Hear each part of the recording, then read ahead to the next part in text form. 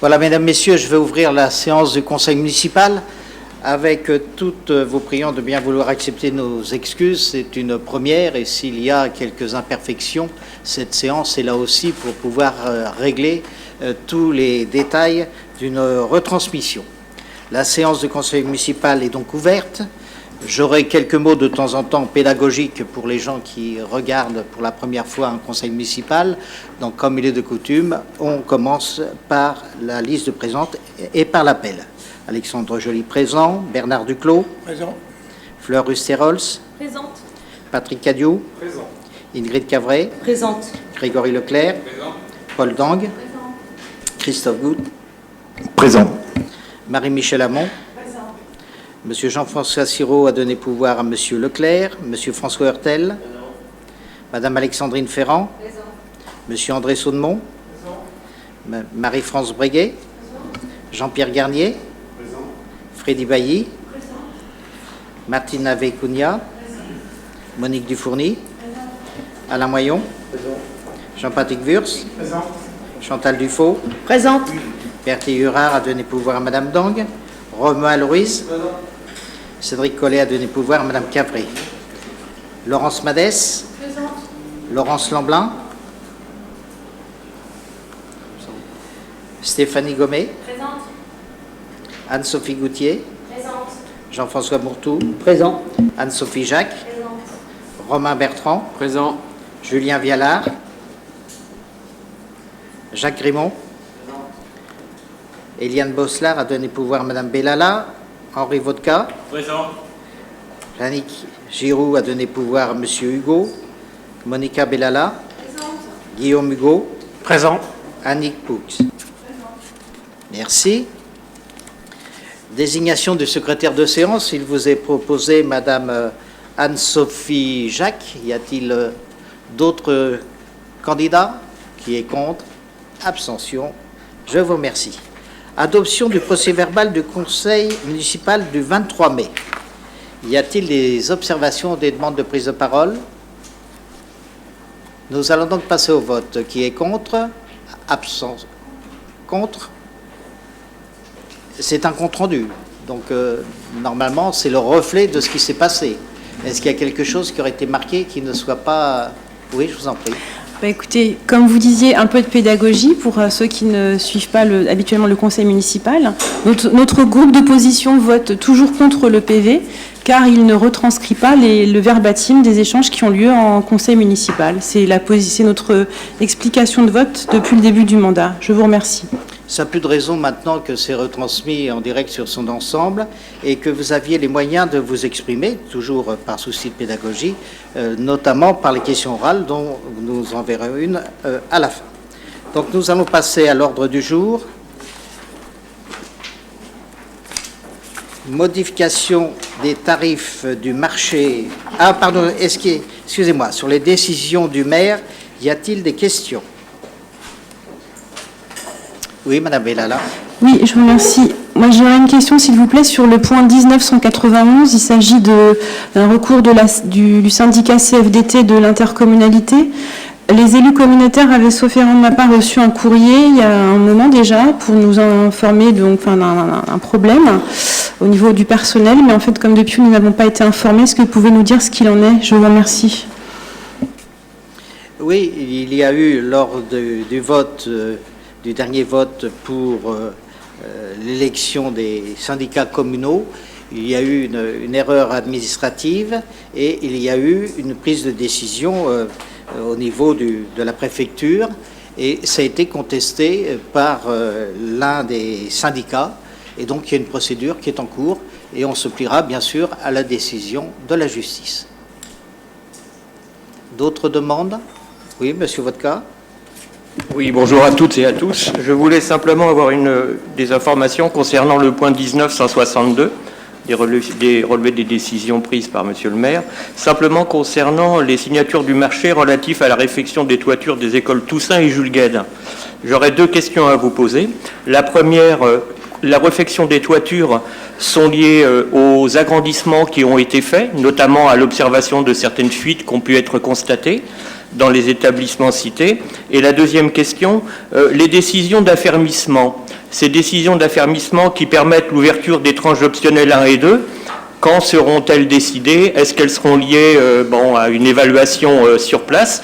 Et dans ce cas-là, il y a deux possibilités. Soit les travaux ne sont pas faits, et à ce moment-là, les crédits qui sont alloués devront être revus, bien entendu, et si les travaux sont réalisés, est-ce qu'il y aura, en troisième point, une tarification supplémentaire pour ces travaux justifiés, bien entendu? Je vous remercie, Monsieur le maire.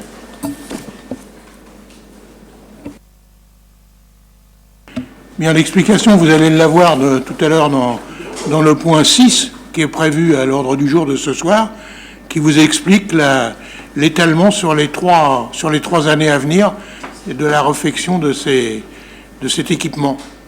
C'est un passage obligé. Et ça a été vu dans les commissions idoines dans lesquelles vous êtes également représentés. Est-ce qu'il y a d'autres demandes d'intervention? Nous allons donc passer à l'ordre du jour. Modification des tarifs du marché communal. Monsieur Jean-Pierre Garnier. Le marché de la ville de Houille est réputé pour la qualité de ses produits, mais aussi pour la diversité des commerçants, qu'ils soient abonnés ou volants. La ville entend moderniser la gestion administrative et financière du marché en évoluant progressivement vers une informatisation de ses outils. Des études techniques sont en cours afin de permettre la dématérialisation des modes de paiement et de facturation. Cette modernisation s'accompagne par la révision des tarifs du marché communal. Cette démarche de modification des tarifs a été engagée en respectant un double objectif. Uniformiser les tarifs applicables aux commerçants, afin notamment de supprimer les tarifs liés au secteur géographique des commerçants non abonnés, Carnot et Michelet, et trouver un tarif d'équilibre afin d'éviter une augmentation ou une baisse des recettes susceptibles d'impacter la qualité du marché. À ce projet d'uniformisation des tarifs aboutit aux évolutions suivantes. Pour les tarifs abonnés, il n'y a aucun changement, si ce n'est la création du seul tarif applicable aux 19 mètres linéaires et la continuité dans l'application des tarifs actuels. Pour les tarifs des non-abonnés, création d'un tarif unique d'équilibre, suppression donc du tarif Carnot et du tarif Michelet, et une création de linéaires impairs applicables aux commerçants non abonnés, qui étaient non existants à ce jour. Il est donc proposé aux membres de l'Assemblée délibérante de modifier ces tarifs du marché, comme présenté en annexe à compter du 1er septembre 2019. Alors, comme nous en avons l'habitude, cela se fait en concertation avec les professionnels et c'est donc passé en commission de marché. Voilà, tout à fait. Cette modification tarifaire ont bien entendu été présentée en commission du marché la semaine dernière et validée à l'unanimité.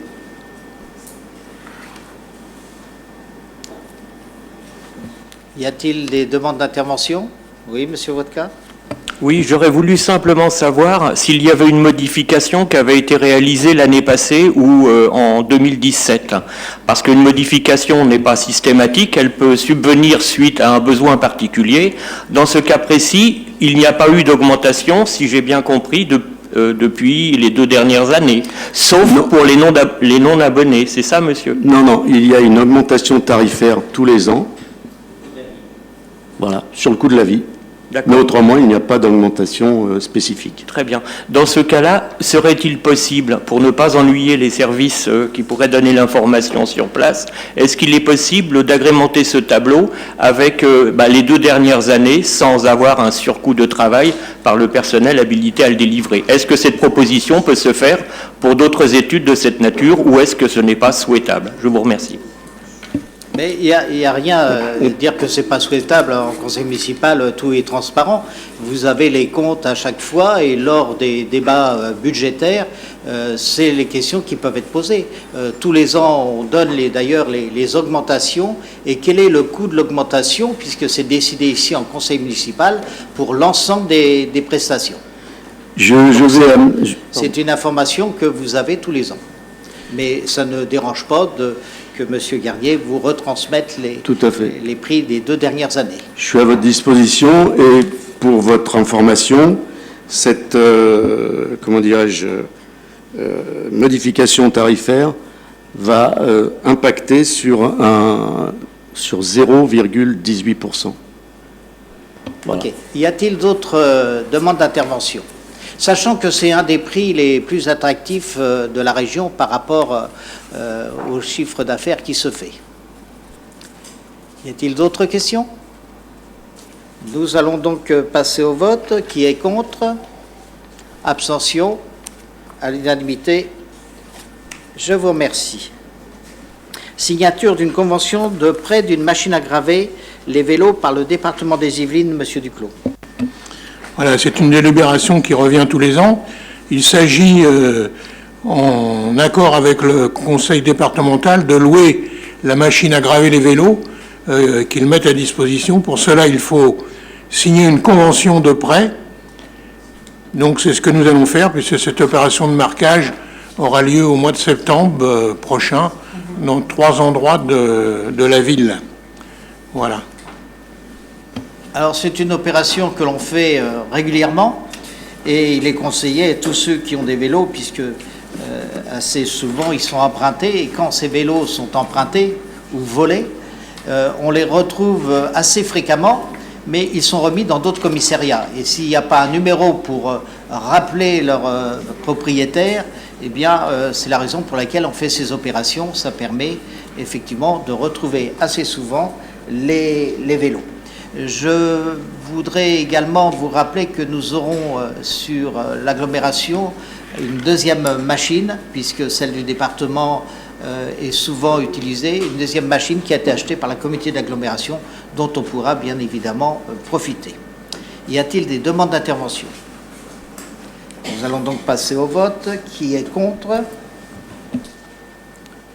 Abstention? Pour? Je vous remercie. À l'unanimité.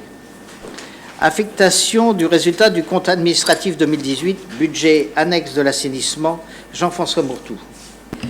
Conformément au compte administratif 2018, approuvé au dernier conseil municipal du 23 mai dernier, les résultats d'exécution à la clôture de la gestion 2018 sont les suivants.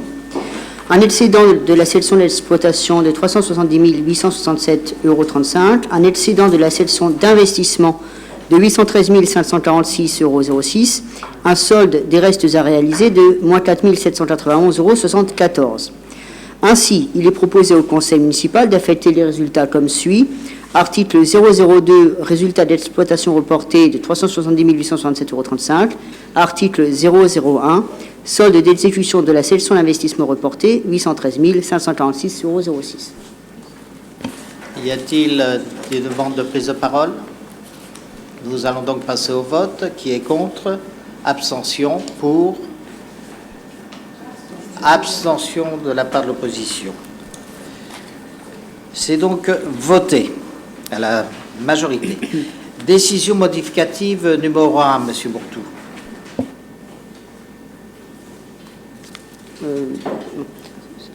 Donc, c'est la conséquence, en fait, de ce qu'on vient de voter. Donc, la présente décision modificative a pour objectif de reprendre le solde d'exécution et les restes à réaliser de la section d'investissement de 2018 et de traduire budgétairement la décision d'affectation du résultat d'exploitation de la même année. Les données générales du projet de décision modificative numéro 1 se présentent comme suit. Donc 371 000 € en dépenses et recettes au titre de la section d'exploitation, 814 000 € en dépenses et recettes au titre de la section d'investissement. Pour la section d'exploitation, les recettes donc s'établissent correspondent au solde des exécutions 2018 reportées. Pour les dépenses, elles seront donc dans une enveloppe de provision pour les travaux d'entretien et de réparation sur réseau. Pour la section d'investissement, même chose pour les recettes. Et quant aux dépenses, elles sont composées en 5 000 € pour les restes à réaliser et d'une enveloppe de travaux de 809 000 €.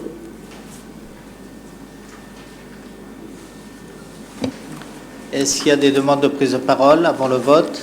Alors c'est un budget très technique, hein, c'est-à-dire que l'assainissement, d'ailleurs c'est la partie auvilloise de l'assainissement. Nous avons un collecteur dans le cadre d'un syndicat qui va de Beson jusqu'à Chatou.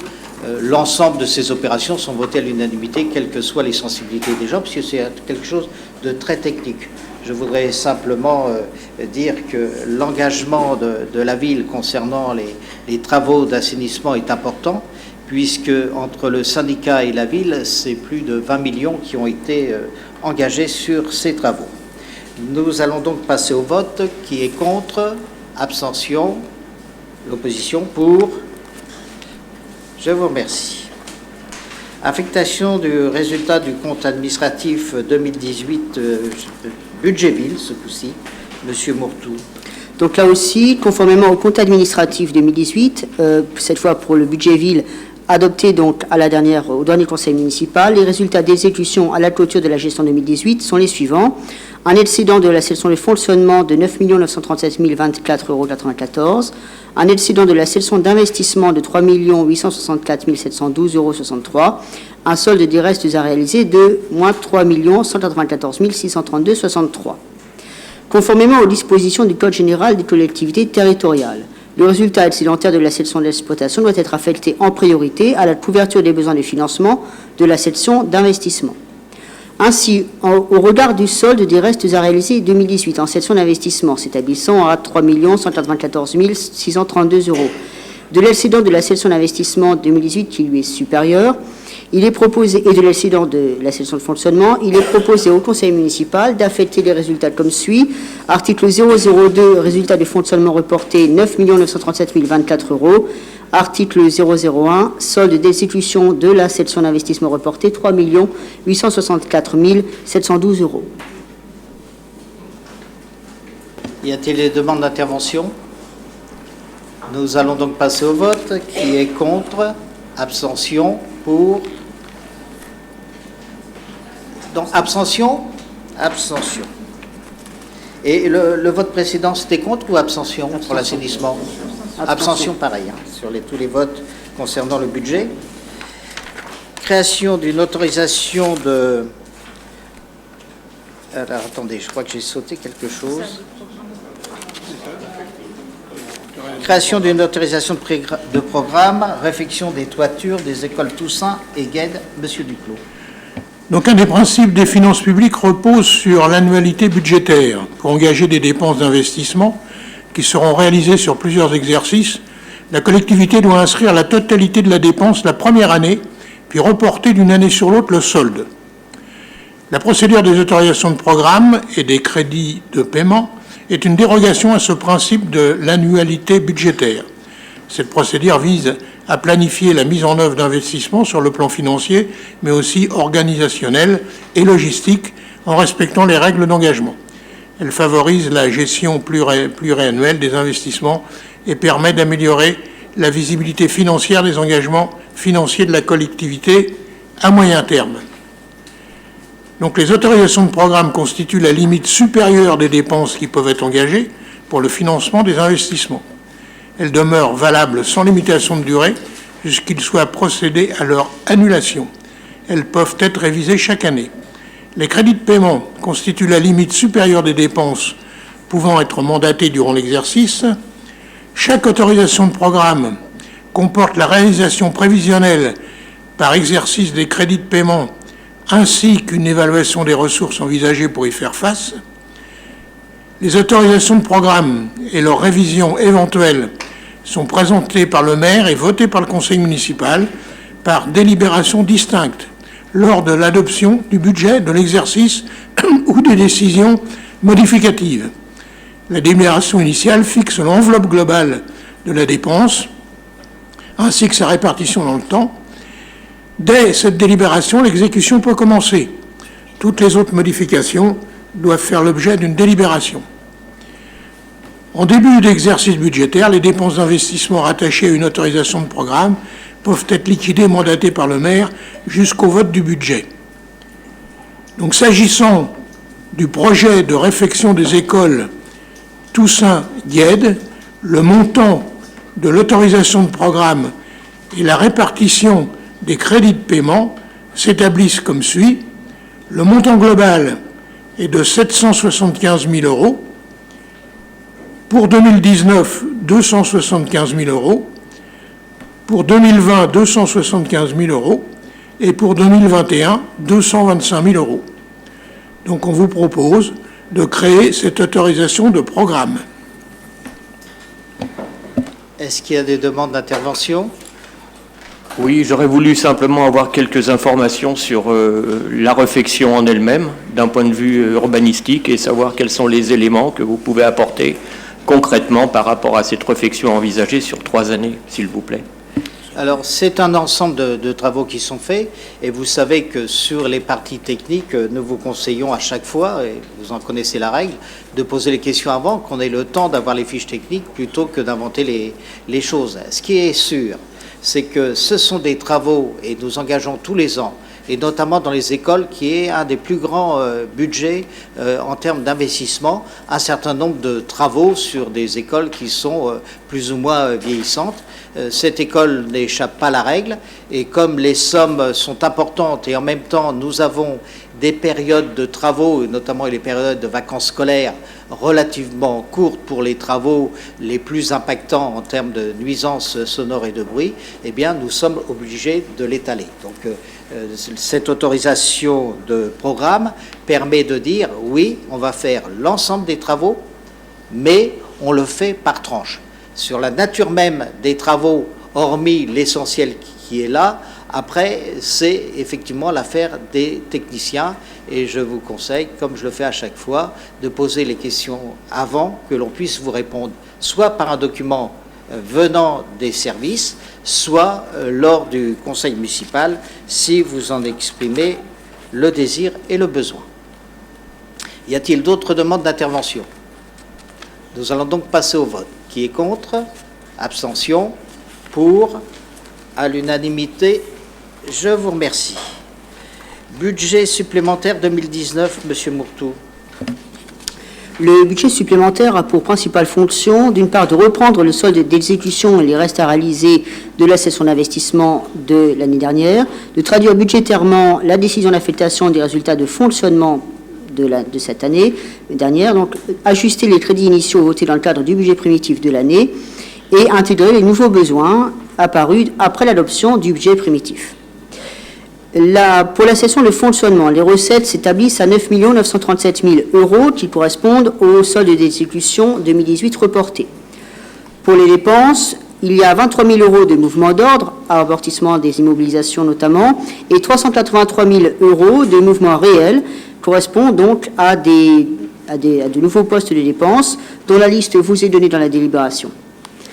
Pour la session d'investissement, donc 3 954 000 euros de recettes correspondant de dépenses, excusez-moi, correspondant à 3 632 000 euros de reste à réaliser et 322 000 euros d'ajustement des dépenses, donc avec pour on vous fournit donc une liste des principaux postes du reste à réaliser, mais aussi des principaux postes de propositions nouvelles.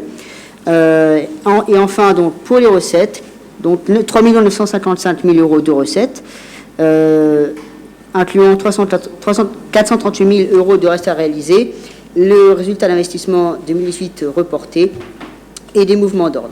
Voilà. Y a-t-il des demandes d'intervention? Oui, Madame Bellala. Simplement une explication de vote. Dans la continuité de notre vote contre le budget primitif 2019, nous allons voter contre ce budget supplémentaire. Je vous remercie. Heureusement que ça sert d'avoir une majorité. On pourra faire quelques travaux dans cette ville cet été. On engage d'ailleurs cet été Pardon, pour j'ai pas entendu. Désolée, j'ai pas entendu votre réponse. J'ai pas entendu ce que vous avez dit. Je dis heureusement, simplement j'ai dit heureusement qu'on a une majorité, on pourra continuer à faire des travaux dans cette ville et notamment les travaux d'été, c'est tout ce que j'ai dit, ni plus. Ah oui, mais enfin l'opposition ne vote pas le budget de la commune, hein, parce que sinon il n'y a plus d'opposition. Si on donne un blanc, si on valide un budget qui est la traduction de la politique municipale, eh bien il n'y a plus d'opposition.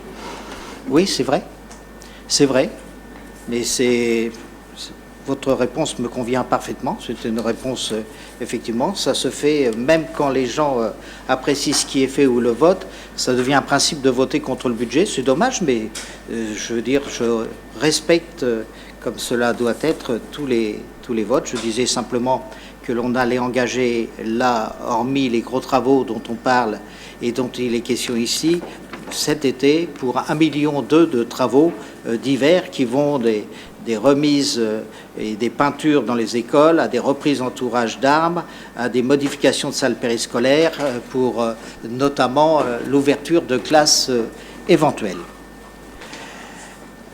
Est-ce qu'il y a d'autres demandes d'intervention? Je vais donc passer au vote. Qui est contre? L'opposition? Abstention? Pour? Je vous remercie. Prolongation de la garantie communale d'emprunt au profit de la société France Habitation sur l'opération ZAC quartier de l'Église. C'est quelque chose aussi là de classique que va rapporter Monsieur Grégory Leclerc. Oui, en effet, quelque chose d'assez classique, de même d'ailleurs que la délibération qui suivra.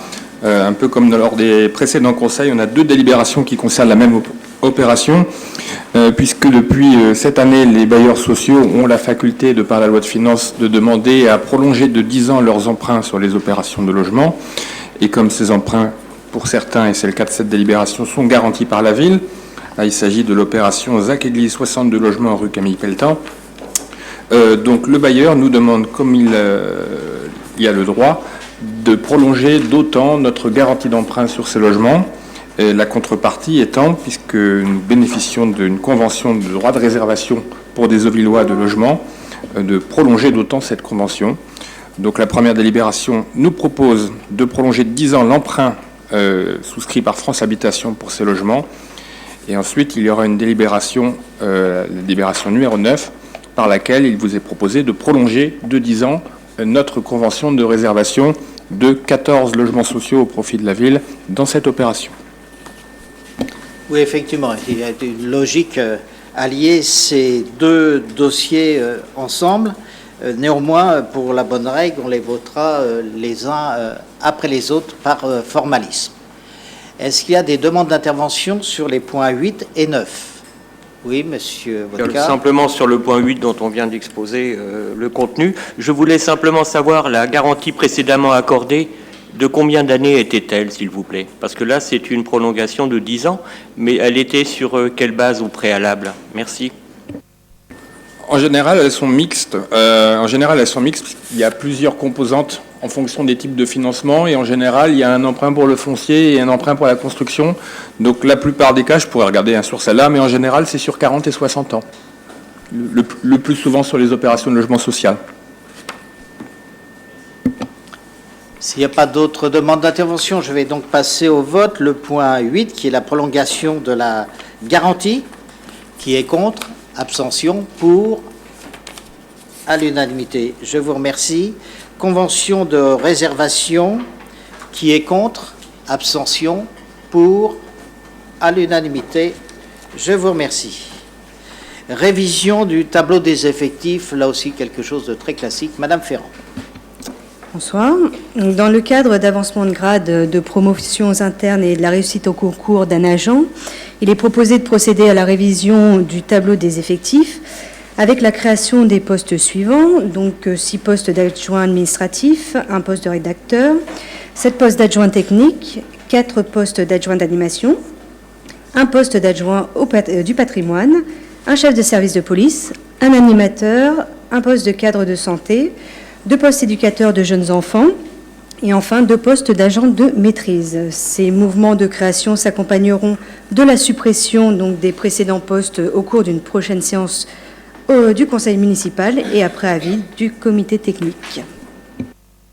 Alors, c'est une opération de transparence et là, je ne m'adresse pas forcément à ceux qui sont dans cette salle et qui le connaissent parfaitement, mais lorsque quelqu'un a pris un grade supérieur, on doit effectivement, et que l'on a besoin pour la collectivité, on doit ouvrir ce poste. Soit il existe déjà, il n'y a pas besoin d'ouverture de poste, soit il doit être créé. mais ce n'est pas forcément une création ou une embauche nouvelle. Ça peut l'être dans certains cas, mais ça ne l'est pas. Et c'est pour ça que l'on précise là qu'effectivement, pour les raisons qui ont été évoquées par l'adjointe en charge de la DRH, quels sont les postes que l'on est obligé de créer, et il est précisé qu'il n'y aura pas d'augmentation d'effectifs, puisqu'on passe de 29 à 31, mais que 2 postes seront effectivement supprimés lorsque, de temps en temps, on remet à jour le listing des emplois de cette collectivité. S'il n'y a pas de demande de prise de parole, je vais donc... Oui, monsieur... C'est simplement une information. Je me posais la question, éducateur de jeunes enfants de classe exceptionnelle. Je voulais simplement une petite précision. Je vous remercie.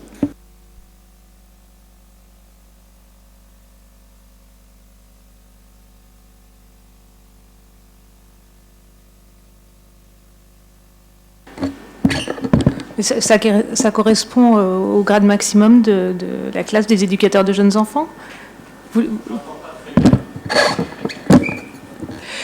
Je dis pour chaque catégorie, il y a différents grades, et donc à un moment, on arrive à ce niveau-là de classe exceptionnelle. Non, c'est juste un grade.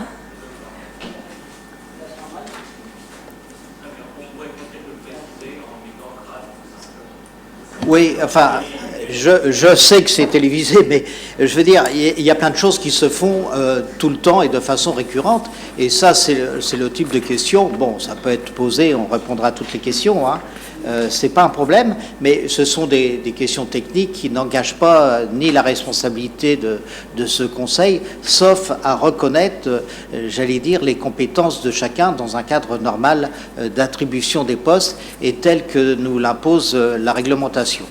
Donc ce sont des choses que l'on a déjà vues à plusieurs reprises, mais s'il y a besoin d'informations complémentaires sur ce type de dossier, c'est comme remettre, lorsqu'il y a des sigles qui reviennent régulièrement, de remettre le détail, on le remet lorsqu'il y a une parution, j'allais dire, à l'extérieur et pour des gens qui sont censés ne pas connaître. Par contre, en termes de formation et sur la formation des élus, je rappelle qu'il y a des possibilités d'information complémentaires et de plus, les services se tiennent à votre disposition. Est-ce qu'il y a d'autres demandes d'intervention? Nous allons donc passer au vote. Qui est contre? Abstention? Pour? Je vous remercie. Alors, désignation d'un représentant au Conseil de discipline et de recours des agents contractuels de la fonction publique. Nous allons présenter, quant à nous, Madame Ferrand. La liste Ouille Ensemble propose Monsieur Vodka.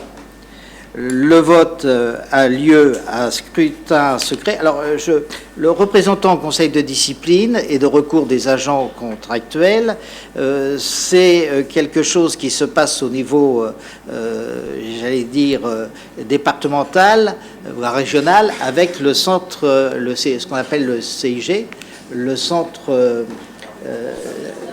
pardon, oui, le centre interdépartemental de gestion.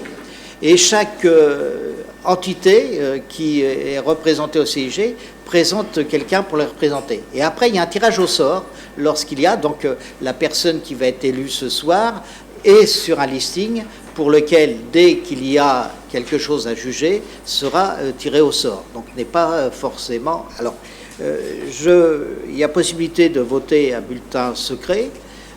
Je propose, parce que je pense connaître à peu près quels seront les votes, je propose, s'il n'y a pas d'objection, on peut le faire à main levée. Est-ce que quelqu'un y voit une objection? S'il y a une seule objection, on passe au bulletin secret. Pas d'objection? Nous allons donc faire un vote à main levée. Je vous remercie. Alors, pour Monsieur Vodka, qui est pour? 1, 2, 3, 4, et il y a 2, donc ça fait 6, 2 pouvoirs. Pour Madame Ferrand, Qui est pour? Le reste de l'Assemblée. Merci. Et bon courage à Mme Ferrand si elle est tirée au sort. Et merci à M. Vodka de faire vivre la démocratie de cette sorte. Mandat spécial donné dans le cadre d'un jumelage, déplacement à Francfort, Mme Ferrand. Oui, alors dans le cadre du projet du jumelage sportif avec Friedrichsdorf, M. Patrick Cadiou, délégué au sport, à la vie associative, à l'environnement et au développement durable, s'est déplacé à Francfort. Il est donc proposé aux membres de l'Assemblée délibérante de donner un mandat spécial à l'intéressé afin que soient pris en charge les frais engagés à cette occasion. En effet, les frais de mission des élus peuvent être remboursés sur la base de frais réels dès lors que les sommes engagées rentrent dans le cadre des missions de l'élu concerné, si le conseil municipal accepte de les prendre en charge. Est-ce qu'il y a des demandes de prise de parole? Nous allons donc passer au vote. Qui est contre? Abstention? Pour? À l'unanimité, je vous remercie. Mandat spécial donné dans le cadre d'échanges avec le Memorial Act et le musée Schellcher, qui était oublié, mais comme on doit envoyer les documents 5 jours avant, ça ne change pas grand-chose. Déplacement Pointe-à-Pitre, Madame Ferrand. Donc là, dans le cadre du développement de leur patrimoine culturel, la ville de Houille, représentée donc par Monsieur le maire, Monsieur Mourtou et Monsieur Hugo, et le Memorial Act, centre caribéen d'expression et de mémoire de la traite et de l'esclavage à Pointe-à-Pitre, entendent collaborer étroitement afin notamment de recenser, valoriser et faire connaître de manière exhaustive tous les éléments du patrimoine matériel et immatériel liés à la traite coloniale et à l'esclavage, et de contribuer à l'existence et à la construction d'une mémoire collective. Alors à cette fin, les représentants du Memorial Act souhaitent remettre en main propre la reproduction de la plaque de Schellcher réalisée au profit de la ville, et les représentants de la ville de Houille remettront des reproductions de cartes postales éditées au profit de la collection du mémorial. Ainsi, il est donc proposé aux membres de l'Assemblée délibérante de donner mandat spécial aux intéressés afin que soient pris en charge les frais engagés. Pour que l'information sera complète, une quatrième personne, puisque on ne fera pas, ça sera vraisemblablement le seul voyage sur ce thème. Il y a des échanges aussi qui sont éventuellement prévus, mais ça repassera devant le Conseil, de documents et d'objets. Ils ont des objets que l'on n'a pas et vice-versa. Donc, ils ont déjà commencé à travailler avec nous lorsqu'ils sont venus ici. Et là, on parle du fond, on ne parle pas de la maison Schellcher encore. Et dans le cadre de ce travail, eh bien, on va revenir avec un duplicata de la plaque qui était sur le monument il y a quelques années, ce qu'on appelle la place Schellcher d'ailleurs, qui n'a pas été baptisée mais que tout le monde appelle place Schellcher du fait du buste qui est positionné sur cette place. Mais il y a aussi un certain nombre d'objets. Nous avons en particulier, nous, un certain nombre de porcelaines, y compris en double, et eux ont un certain nombre d'objets qui, dans le cadre d'une exposition et au niveau pédagogique, comme les fers, qui étaient mis, qui servaient justement j'allais dire, pour garder les esclaves. Il y a des objets comme ça ou des duplicata qui seront faits. Donc on fera le tour avec les personnes qui seront là sur un délai très court, puisque le voyage prévu de 3 jours avec un aller-retour sur la Martinique, enfin 3-4 jours suivant les heures d'avion, pour travailler sur ces sujets, donc des journées qui sont intéressantes mais bien remplies. Je dois signaler également que, alors d'abord je voudrais en profiter pour en rendre un hommage ce soir à Marc Schellcher, qui est un descendant de la famille Schellcher, qui a été enterré hier après-midi à Sedonche, et qui fait partie des personnes qui, plutôt que de voir se disperser les objets et un certain nombre de documents de la famille Schellcher, ont décidé de donner à Houille ce fonds qu'ils ne gardaient pas. Ils ont fait un partage entre ce qu'ils gardaient et ce qu'ils nous donnaient avec des choses très rares. Ce monsieur a été enterré hier et je voudrais officiellement lui rendre hommage aux mots que j'ai envoyés au nom de la ville et du conseil municipal. Madame m'a répondu hier matin en disant qu'elle espérait qu'elle espérait un retour sur Houille en mémoire de son mari dès qu'on le souhaiterait. Voilà, je voulais rendre cet hommage. Je terminerai en donnant une information aussi, parce que dans le cadre du travail qui est fait, quand je vous ai dit qu'on a commencé à travailler avec Pointe-à-Pitre, c'est aussi dans le cadre du travail qui est fait avec le travail qui a été missionné, pour lequel est missionné Jean-Marc Ayrault, l'ancien Premier ministre. Et Jean-Marc Ayrault va venir à Houille la semaine prochaine en visite privée, où avec le préfet, on l'accueillera deux personnes, puisqu'après, on repart à la préfecture pour travailler. Donc, voilà les éléments que je voulais vous donner. Nous allons donc passer au vote. Oui, Monsieur Hugo, oui, je vous en prie. Oui, je voulais simplement intervenir, parce que comme vous me faites participer à ce voyage, donc déjà faire participer au devoir de mémoire sur l'esclavage est une bonne chose. Faire participer quelqu'un du groupe de l'opposition est une bonne chose aussi. Vous m'avez averti de ce voyage lors des élections européennes. Je vous remercie d'avoir pensé donc à quelqu'un de l'opposition. J'en discutais avec mes camarades, parce que c'est moi, mais ça aurait pu être quelqu'un d'autre du groupe. Et nous tâcherons de travailler au devoir de mémoire de Schœlcher. Et nous sommes très intéressés par tout ce qui est sur ce sujet. Voilà.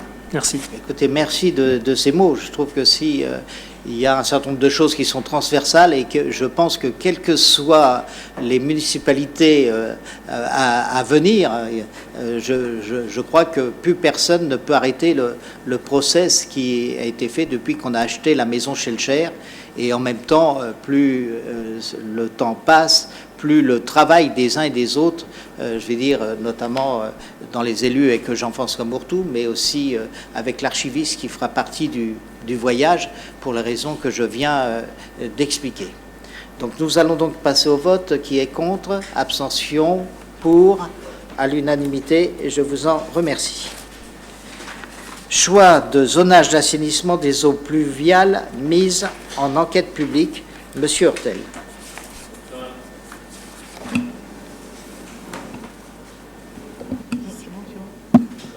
Excusez-moi.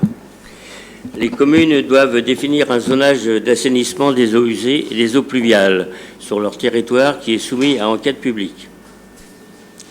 Le zonage est un document essentiel pour le choix de l'assainissement. Il délimite les zones relevant de l'assainissement collectif et celles relevant de l'assainissement non collectif. Le zonage en matière d'assainissement doit tenir compte des projets d'extension de l'habitat et des activités économiques. Il constitue donc un outil réglementaire et opérationnel pour la gestion de l'urbanisme. Toutes les voies publiques de la ville sont desservies par le système de collecte des eaux usées. L'ensemble du territoire est donc placé en zone d'assainissement collectif. Le plan permet également d'identifier les zones où des mesures doivent être prises pour limiter l'imperméabilisation du sol et assurer la maîtrise et l'écoulement des eaux pluviales.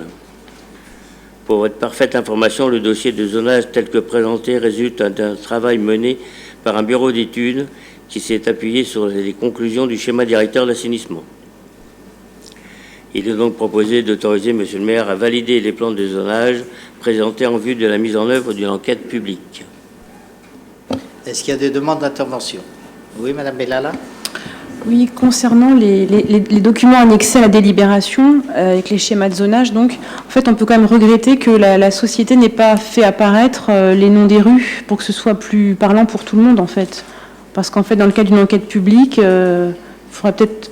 Est-ce qu'il est envisageable d'avoir une nouvelle version qui fasse apparaître plus précisément les noms des rues concernées, en fait? Je vous remercie.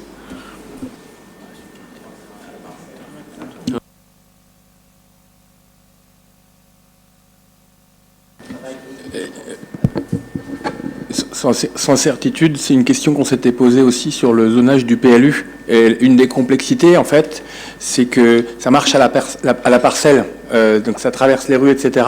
Et donc problème à la fois donc de zonage à la parcelle qui peut chevaucher ou couper les rues, et aussi de lisibilité puisque c'est assez difficile de les loger. Mais effectivement, c'est vrai que c'est plus facile pour s'y repérer. Oui, et puis c'est un travail, vous savez qu'une ville comme la nôtre, lorsqu'il y a une demande pour que les trottoirs soient bitumés, lorsqu'il y a de moins en moins de surface, et d'ailleurs c'est la raison pour laquelle dans le PLU on a gardé les cœurs d'îlots, faut bien que l'eau s'écoule quelque part. Donc c'est un travail aussi qui va avoir des conséquences sur les futures obtentions de permis de construire, pour lesquels on demandera notamment ce qui est possible de faire, et ce qui est déjà fait, c'est la récupération des eaux pluviales autant que de besoins et de possibilités pour pouvoir réutiliser. Donc il faudra vérifier toutes les zones où l'infiltration est possible et les conséquences qui en découlent. Est-ce qu'il y a d'autres demandes de prise de parole? Oui, Monsieur Vodka. Oui, je voulais simplement savoir, au niveau de l'information, s'il y avait un recensement qui a été fait auprès de pavillons anciens qui subissent, lorsqu'il y a certaines, je dirais, inondations, qui subissent de plein fouet des remontées dans leurs biens.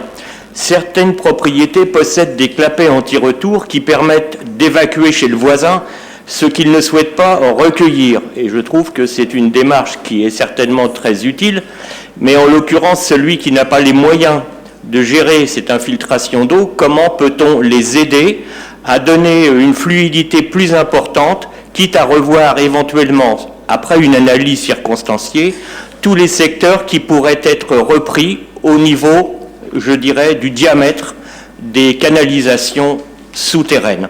Je pense notamment à l'urbanisation galopante qui affecte un certain nombre de pavillons, notamment par, je dirais, le rapport du plus grand par rapport au plus faible.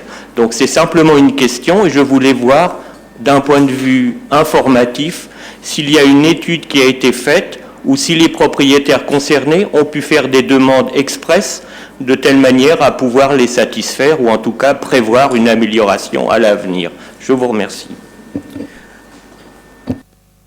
Oui, Monsieur Vodka, je ne comprends pas très bien vos questions. Vous êtes dans ce conseil depuis quelque temps et vous savez que les règles de vie en collectivité imposent un certain nombre de réglementations, qu'il y a un certain nombre de lois, de décrets, et que nul n'est censé ignorer la loi. Et que le prix d'un clapet anti-retour n'est pas extraordinaire par rapport au prix d'un pavillon ou en termes de travaux. Donc, lorsqu'il y a des constructions nouvelles, toutes ces mesures doivent être prises en compte. Et ce n'est pas, j'allais dire, le fait que certains pavillons n'aient pas de clapet anti-retour, ce n'est pas forcément la raison pour laquelle ils ont été inondés. Mais c'est ce que les pompiers peuvent appeler un facteur aggravant. Donc, effectivement, chacun doit prendre un certain nombre de dispositions. Vous le savez très bien. Tout n'est pas à charge de la collectivité. Et lorsqu'il y a des règles, que ce soit sur le zéro phytosanitaire, que ce soit au moment où il y a de la neige, il faut avoir le courage de dire, oui, chacun a une part de responsabilité dans la vie en collectivité, dans une ville. Donc, ce que vous demandez ne peut pas être pris en charge, j'allais dire, par la ville. Néanmoins, sachez que dans les cas vraiment délicats, de personnes âgées qui sont dans un pavillon. Je ne parle pas des personnes qui ont eu les moyens de racheter un pavillon, même si pour acheter le pavillon, on fait des prêts importants et que c'est parfois délicat à gérer. Mais pour les personnes, par exemple, âgées, il y a un service social avec des financements où on peut aider, mais bien sûr, c'est dans les cas où ces personnes ne peuvent pas pour avoir le clapet anti-retour.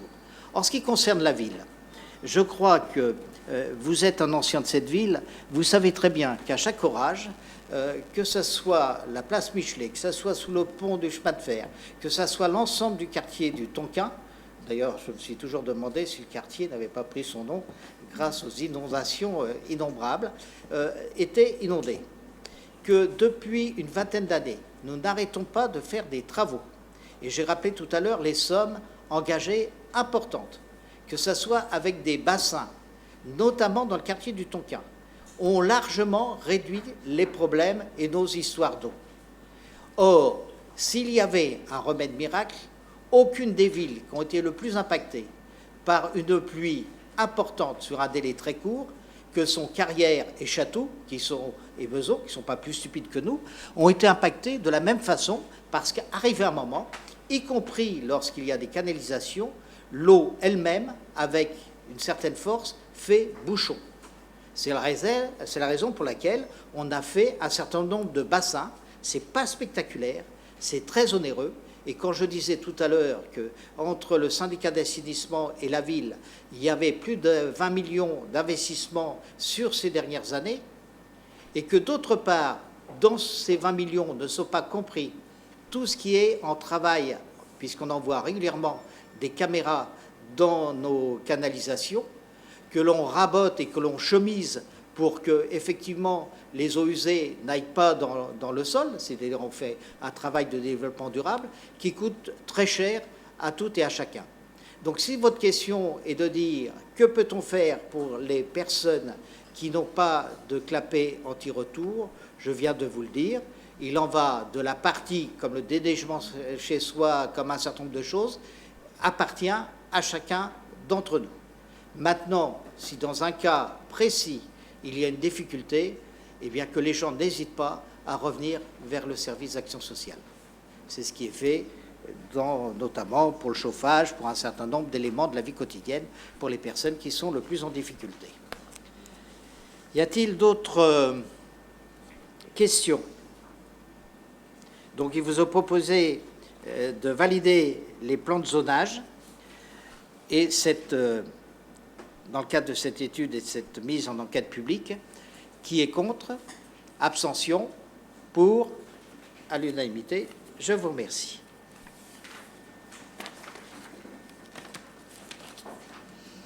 Signature d'une convention de délégation de maîtrise d'ouvrage entre la communauté d'agglomération et la ville de Houille pour l'aménagement de 2 quais bus en gare de Houille-Carrière-sur-Seine. Monsieur Grégory Leclerc. Et finalement, presque tout est dans le titre. Donc, dans le cadre de la compétence organisation de la mobilité, la communauté d'agglomération va réaliser 2 quais de bus en gare routière. Et pour des raisons qu'on va qualifier de pragmatisme opérationnel et aussi de cohérence d'aménagement, elle confie, par le biais de cette convention, à la ville de Houille le soin de mener les opérations de travaux et passation de marché pour réaliser ces quais de bus. Voilà, simple élément de contexte. On peut rappeler que cette convention s'inscrit dans la continuité directe des engagements qu'on avait pris dans les conseils municipaux précédents pour résoudre les problématiques rencontrées sur le secteur de la gare routière.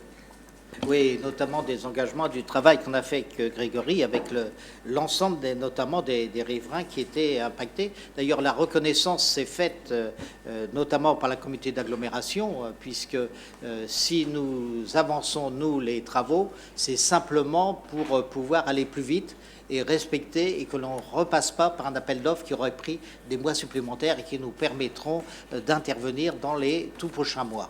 Donc c'est la raison pour laquelle, fin juillet. Donc vraiment, c'est ce qu'on avait dit, qu'on essaierait de trouver toutes les astuces pour intervenir rapidement. C'est ce que nous faisons. Y a-t-il des demandes d'intervention? Oui, Madame Bellala. Écoutez, c'est une très bonne nouvelle sur ce sujet, ce dossier pour lesquels nous vous avons régulièrement interpellé en conseil municipal de cette année. Je vous remercie. Eh bien, écoutez, vous l'avez rêvé, nous l'avons fait. Est-ce qu'il y a d'autres... Oui, monsieur Hugo. Oui, concernant les travaux, est-ce qu'il y aura un impact sur la circulation qui est déjà très chargée sur ce niveau-là? En fait, déjà, je ne sais pas si vous parlez de l'évolution qui va être apportée ou des travaux eux-mêmes. Les travaux eux-mêmes, ça tombe plutôt bien. On ne peut pas faire plus rapide pour passer un marché, même sur les bons de commande, que mi-juillet. Il se trouve que quand même, dernière semaine de juillet, première semaine d'août, c'est à la fois un laps de temps relativement court ou moins pénalisant, et que c'est une période sur laquelle la fréquentation est également beaucoup plus légère sur la gare routière. Donc, c'est naturellement vu avec les services de l'agglomération, le transporteur, etc.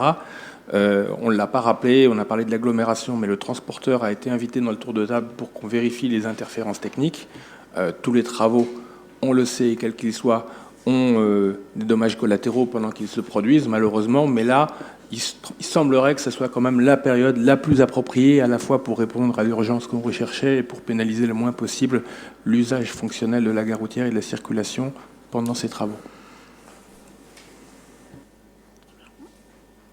Oui, et pour qu'une ville avance, quel que soit ces travaux qui étaient et qui ont été jugés comme absolument prioritaires. Mais il est vrai que chaque travaux engage, j'allais dire, un certain nombre de problématiques pour une amélioration après de la situation, et ce dans l'intérêt public. Faire des travaux sans qu'il y ait aucune conséquence, on essaye de minorer, vous en doutez, hein, c'est l'intérêt de tout le monde. Mais en même temps, là, sur ce dossier, je voudrais remercier l'ensemble des intervenants qui nous permettent d'avancer rapidement, ce qui n'est pas toujours le cas. Est-ce qu'il y a d'autres demandes d'intervention? Nous allons donc passer au vote. Qui est contre? Abstention? Pour? À l'unanimité. Je vous remercie. Modification du règlement intérieur du Conservatoire de musique et de danse. Christophe Wood. Le règlement intérieur du Conservatoire de musique et de danse, tel qu'adopté en conseil municipal le 13 février 2018, nécessite aujourd'hui d'être précisé pour une meilleure lisibilité des usagers. Le règlement intérieur fixe l'ensemble des règles de vie du conservatoire pour toute personne présente dans l'établissement, en rappelant les droits et les devoirs de chacun et chacune. Les modifications proposées portent sur les conditions d'admission, d'inscription et de réinscription, les modalités de traitement des dossiers de demande, de réinscription, la facturation, les modalités de remplacement des professeurs, les absences des élèves, la responsabilité des élèves mineurs ainsi que les sanctions. Il est donc proposé aux membres de l'Assemblée délibérante d'adopter le nouveau règlement intérieur du Conservatoire de musique et de danse. Est-ce qu'il y a des demandes d'intervention? Oui, monsieur Vodka. Oui, c'est simplement une petite information. Comme ce règlement-là, il est précisé pour améliorer, pour avoir une meilleure lisibilité des usagers, je voulais simplement avoir un aperçu avec quelques points positifs, quelques points négatifs qui ont pu être observés, non pas d'un point de vue administratif, mais d'un point de vue pédagogique. Est-ce qu'il y a des éléments sur lesquels la municipalité peut s'enorgueillir, ou est-ce qu'il y a des points sur lesquels nous pouvons nous appuyer pour pouvoir faire remonter, pour aider une certaine situation, peut-être par rapport à trop de demandes, voilà. Je voulais simplement avoir un avis dessus. Non, monsieur Vodka, on fait tout pour que ce soit le plus mauvais conservatoire du coin, c'est évident. Non, sérieusement. On a fait d'abord un engagement financier important pour un outil qui est absolument extraordinaire et qui est envié par des villes aux alentours, notamment avec l'auditorium. Mais j'allais dire, ça c'est effectivement l'outil. Le plus important, c'est la qualité des enseignants et de sa direction. Et là, je voudrais vous dire que si on devait s'enorgueillir de quelque chose, c'est bien de cela dont il s'agit. C'est un véritable conservatoire avec une très grande qualité et je crois que l'ensemble des personnes, les centaines de personnes qui profitent de ce conservatoire en sont absolument ravis. On trouvera peut-être toujours quelqu'un de ronchon qui a raté une note peut-être, mais d'une façon générale, je veux dire, il y a vraiment une très grande satisfaction et une très grande notoriété de notre conservatoire, y compris par rapport aux villes. D'ailleurs, on a la même satisfaction avec la bibliothèque, qui est une des bibliothèques du département qui marche le mieux, toute proportion gardée, avec le nombre d'habitants.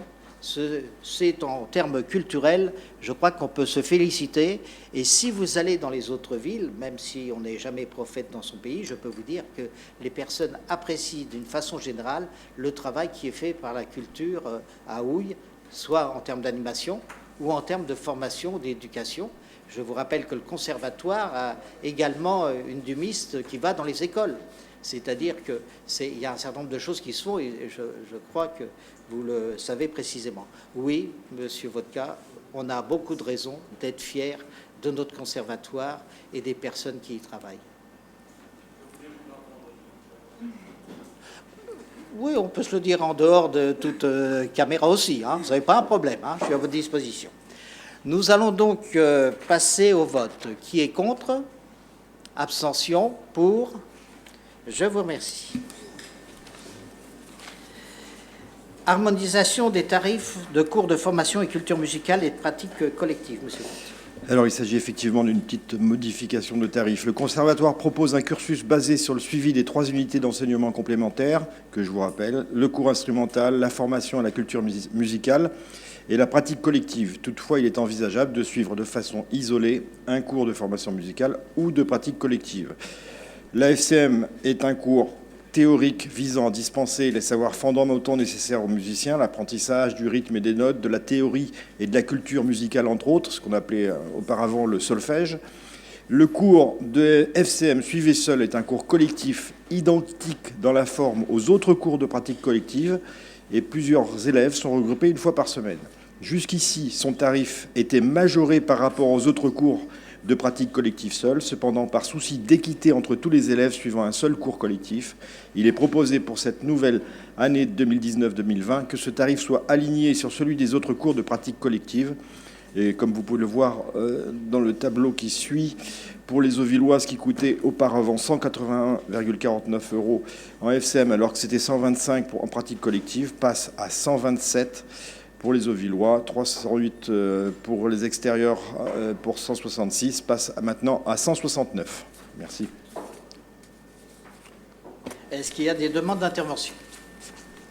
Nous allons donc passer au vote. Qui est contre? Abstention? Pour? À l'unanimité. Je vous remercie. Création de tarifs municipaux de certains services publics locaux culturels pour la saison 2019-2020. Monsieur Gou. La Grainerie, le pôle culturel et centre d'art de la ville de Houille, fêtera ses 10 ans la saison prochaine. À cette occasion, de nombreux artistes et compagnies reviendront avec de nouvelles créations que nous accueillerons tout au long de l'année, notamment tous les lauréats des biennales de la jeune création. Au-delà d'une programmation artistique, les 10 ans de la Grainerie seront l'occasion de renouveler l'identité visuelle du lieu et notamment sa signalétique. Une bâche s'installera sur le mire-pignon de la Grainerie, c'est fait depuis quelques jours, et la signalétique intérieure du lieu sera renouvelée. De même, il est intéressant de produire des objets qui restent et diffusent l'identité culturelle de la ville. Des tote bags tarifés afficheront le graphisme de la Grainerie comme pôle culturel et centre d'art de la ville. À ce titre, il est proposé aux membres de l'Assemblée de créer un tarif spécifique de 5 € pour l'achat d'un tote bag.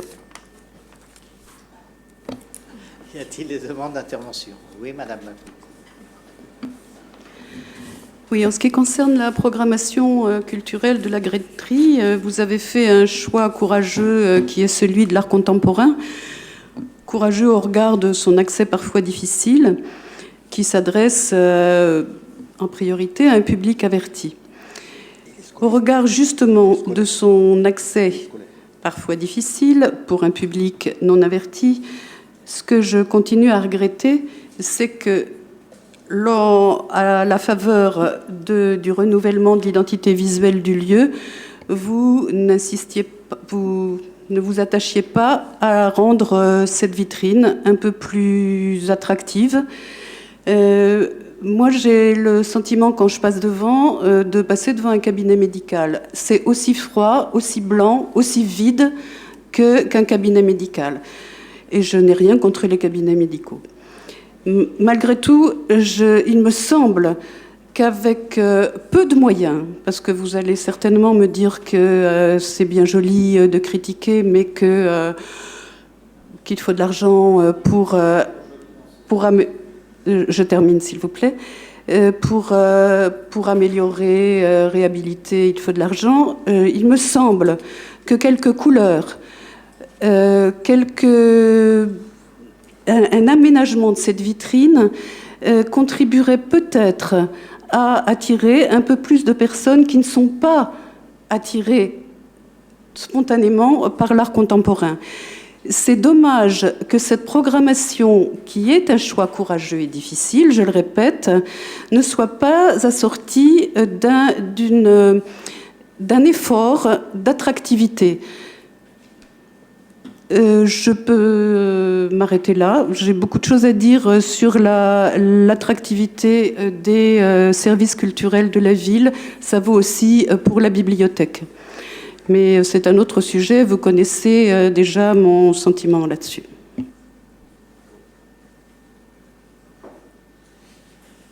Alors, il y a des moments, bon, que vous ne soyez pas d'accord, que vous préfériez, il y a effectivement, en termes culturels, des choix.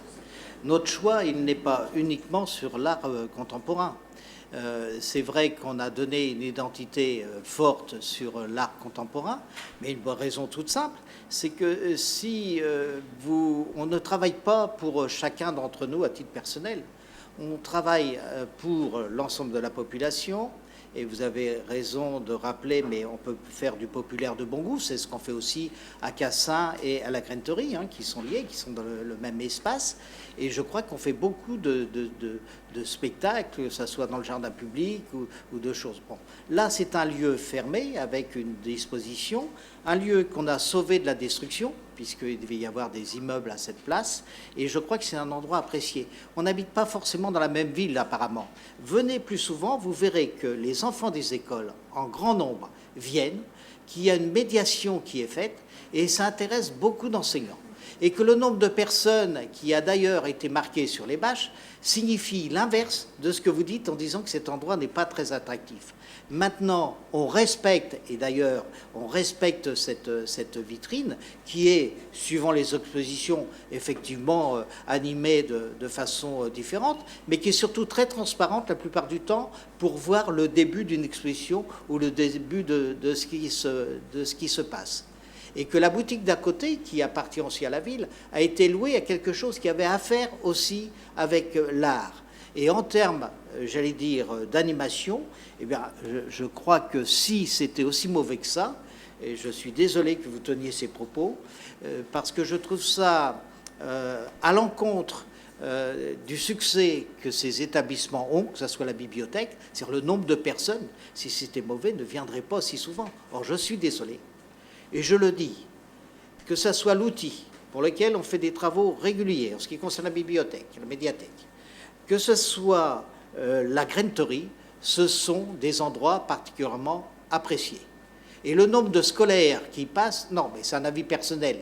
Permettez-moi d'être, moi aussi, rêveur, mais ascendant pragmatique. C'est-à-dire que le nombre de personnes qui viennent définissent la qualité d'un lieu. Quand les gens ne vont plus dans ce lieu, et notamment sur les expositions contemporaines, eh bien ça se saurait. Ce n'est pas le cas. Et encore, beaucoup d'enseignants se renseignent pour savoir quand aura lieu la prochaine exposition. Ça, c'est une réalité, c'est la réalité des chiffres. Un endroit qui n'est pas séduisant n'attire pas beaucoup de monde. Et on ne force personne, c'est un choix délibéré. Mais la Grenterie est un des éléments de la vie culturelle de cette ville. Un des éléments. Il se passe beaucoup de choses dans beaucoup d'endroits, et d'ailleurs parfois avec l'aide de la vie associative. Donc je voudrais, moi, à l'encontre de ce que vous dites, dire que je suis fier des structures, je suis fier de ce qui est produit, et surtout très fier des personnes qui préparent les expositions ou qui travaillent à la bibliothèque.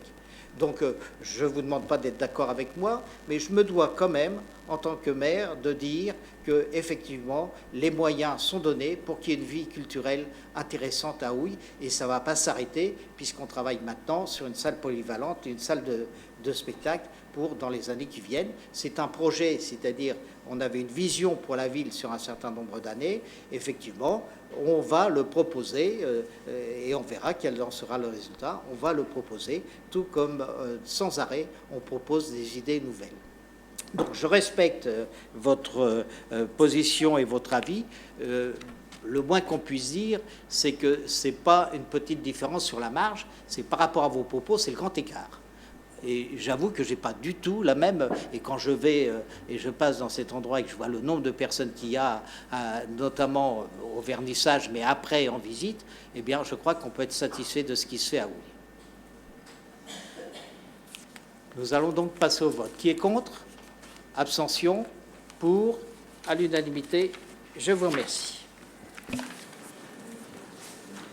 Acquisition amiable à titre onéreux d'un terrain 6 à Houille, rue du Général Conning, rue Condorcet. Monsieur Leclerc. Voilà, bah écoutez, c'est un point assez simple. C'est une parcelle qui appartient à la résidence Condorcet et avec laquelle il y a eu des échanges avec la ville depuis 2015. Donc nous nous sommes rapprochés et avons convenu d'un prix pour l'acquisition de cette parcelle à 50 000 €. C'est un prix qui correspond à la fourchette estimative des domaines réalisés en 2016. Ça n'a pas été réévalué depuis puisque les domaines ne font plus d'estimation pour les parcelles ou les biens d'une valeur inférieure à 180 000 €. Mais donc c'est le prix qui avait été estimé à l'époque, et c'est aussi celui sur lequel la commune et propriétaire actuel, qui est la résidence Condorcet, se sont accordés.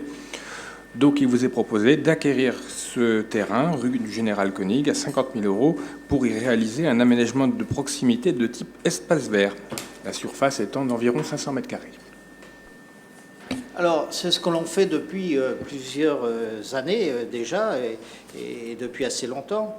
À Houille, le terrain se fait rare, mais on a décidé de faire, comme à Paris, des petits jardins de proximité dès que c'était possible. Et puis, quand ça l'était, si je vois ce qui a été fait rue Gemap avec le parcours de santé, quand les espaces sont plus grands, des endroits où, avec un parking, toute la population peut s'y retrouver. Donc, dans ce dispositif que l'on fait avec le jardin aux moineaux qui a été réouvert il n'y a pas très longtemps, avec certaines personnes qui se plaignent que les arbres n'ont pas grandi autant, mais ils viennent d'être plantés, donc il faudra attendre effectivement pour avoir un peu d'ombre. Mais on développe des petits jardins de proximité, et l'opportunité, suite à une discussion qui dure depuis plusieurs années avec la résidence Condorcet, eh bien, nous allons faire un petit parc dans ce quartier, tout comme dans le Tonkin, où il n'y avait pas du tout d'équipement public. Nous avons ouvert une crèche, avons fait les jardins familiaux. Là, c'est une réserve foncière. Là, c'est quelque chose que l'on va faire, et notamment parce que Patrick Cadieux et les services ont imaginé de mettre dans tous les coins de la ville du mobilier urbain, j'allais dire, pour pas seulement s'entraîner, mais pour simplement au quotidien pouvoir avoir la meilleure des formes. Je parle du mobilier urbain qui est à l'entrée du parc, où on peut pédaler, ou accessible à tout le monde, pas forcément à ceux qui vont en salle de sport sur des agrès qui n'ont rien à voir. Donc on va développer, et dans ce quartier, pareil, ce qu'on a fait au Jardin Moineau, on mettra pour les enfants et en même temps pour les adultes, et sur l'espace Gemmap qui est suffisamment grand, dans les mois qui viennent, on proposera également un espace de sociabilité des chiens, comme ça se fait dans certains endroits. Voilà. Est-ce qu'il y a d'autres questions? Nous allons donc passer au vote. Oui, je vous en prie, Madame. Je voulais juste me permettre de réagir à ce que vous avez dit sur les jardins familiaux. Alors, ils ont été inaugurés en début du mandat. C'est un projet que nous avons soutenu. Nous étions présents lors de l'inauguration. Peut-être juste quand même rappeler que si cet espace a bien sûr contribué à verdir le quartier, il n'est pas accessible à tout le monde, loin s'en faut. Hein. Voilà, il y a des horaires où c'est possible d'y accéder. Oui, il y a un endroit, il y a possibilité, il y a des horaires. Donc c'est accessible à tout le monde, et on a fait exprès. C'est une convention qu'on a signée avec les personnes. Alors bien sûr, dans des heures où il y a d'autres personnes pour que ça soit respecté, et qu'on ne détruise pas ou qu'on n'arrache pas ce que les autres ont fait et l'objet de leur travail. Mais si, c'est un endroit qui est fait pour ça. Et en même temps, on a ouvert une crèche de l'autre côté, et ça reste une réserve foncière. Si. Voilà. Est-ce qu'il y a d'autres questions? En tout cas, la porte en est toujours fermée. Non, mais c'est pas vrai si je vous dis qu'il y a des horaires d'ouverture, et si c'est pas écrit assez gros, Monsieur Patrick Cadieux. Oui, mais là, je vous donnerai les horaires exacts, effectivement, mais il y a des horaires ouverts d'ouverture au public. Et d'ailleurs, là aussi, c'est un endroit pédagogique. Hein. Il y a des classes qui ont été, il y a des systèmes, j'allais dire, très développement durable, hein, puisqu'on travaille sur le sujet dans cette ville de façon très active. Et il y a des associations aussi qui travaillent de façon très active. Donc, il y a même des expériences et des visites d'écoles qui sont dans ce lieu. Mais là aussi, hein, on se tient les uns les autres à disposition pour vous faire découvrir effectivement des détails de cette ville qui vous ont échappé. Est-ce qu'il y a d'autres demandes d'intervention? Nous allons donc passer au vote. Qui est contre? Oui, Monsieur Hugo. Oui, enfin, je voulais simplement avoir quelques précisions là sur ce parc. Donc c'est la résidence qui est intervenue, qui pour quelle raison elle cherchait à se séparer, parce que c'est des espaces qui sont déjà végétalisés. Non. C'est si vous voyez comment est la rue Condorcet, à un moment, elle fait une sorte de Z, d'accord, sur cet espace qui est très peu large. Il y a un bout de parcelle qui n'est pas aménagé et qui n'est pas entretenu, pour être franc. Et que cet espace, on l'a demandé pour 2 raisons. La première, c'est de faire quelque chose de proximité, comme je viens de le dire. On n'aurait pas le droit d'intervenir, j'allais dire, sur la partie si c'était resté privé. Là, ça profitera à tous les gens du quartier et à toutes les résidences du quartier, ce qui est un peu différent. La deuxième chose, c'est que, mine de rien, ça fait partie aussi de réserves foncières de la meilleure des façons qui soit. Est-ce que ça restera comme ça, ou est-ce qu'un jour, ça pourra devenir une amélioration d'un endroit pour le stationnement des bus avec une meilleure sécurité? Pourquoi pas? En tout cas, il y a lieu de ne pas laisser s'échapper, puisque maintenant, vous savez que pour construire, ce n'est plus par rapport à un minimum de terrain.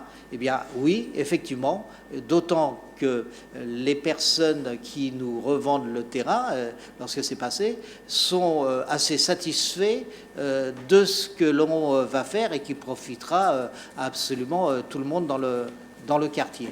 Et donc, c'est pour ça, je trouve le prix tout à fait raisonnable pour une parcelle de cette taille.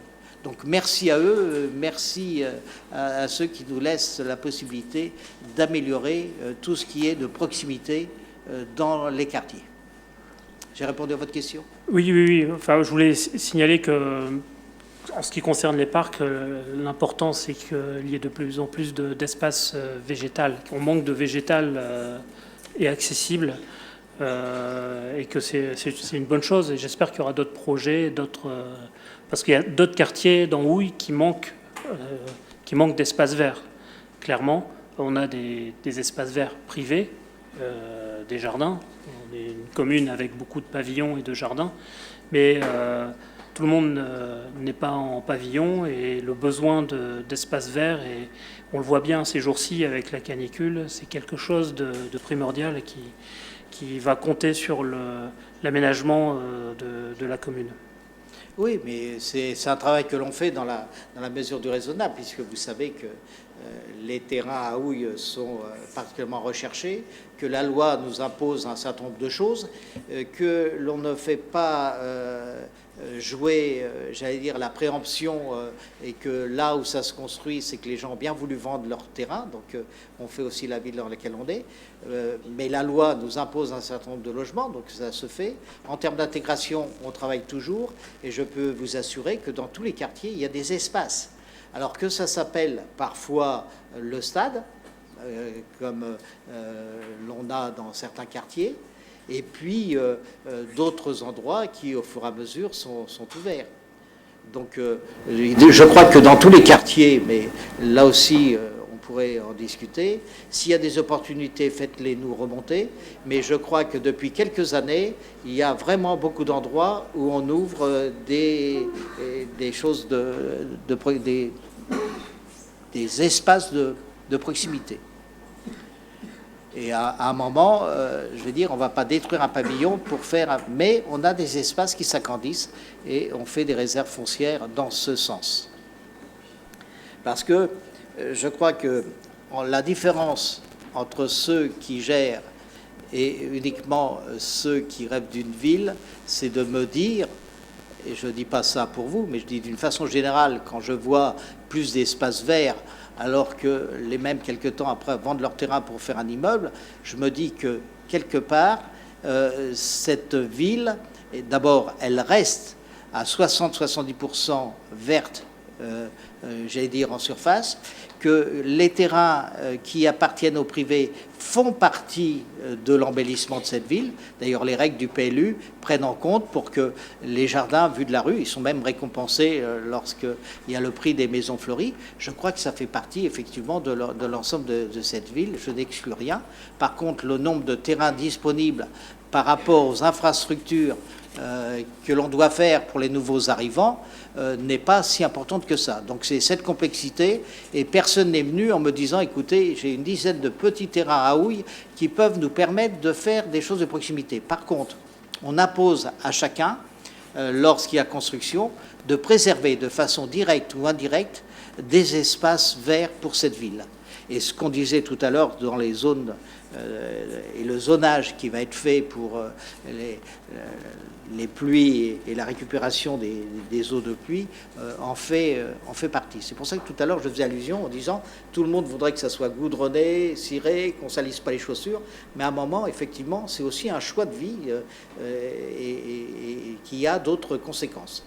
Mais je crois que la réflexion va être intéressante sur ces sujets dans les années qui viennent, puisque de plus en plus de personnes prennent conscience de ça. Maintenant, quand à inventer des terrains, eh bien effectivement, c'est ce qu'on fait au fur et à mesure. Et même jamais personne n'est venu en nous disant il y a un bout de terrain rue Condorcet, il y a un bout de terrain à cet endroit, mais si c'est le cas, ben, il n'y a pas de problème. D'ailleurs, dans le même état d'esprit, on a acheté un pavillon à côté d'un gymnase pour faire un deuxième gymnase, parce que les terrains sont rares à houille, et donc c'est sans arrêt, on est en mouvement pour aller dans le sens de ce que vous dites. Mais je dis bien, entre le fait de dire on a besoin de ça et le fait des possibilités, je crois qu'on utilise tous les moyens et toutes les possibilités qui nous sont offertes. Merci de votre intervention, Monsieur Hugo.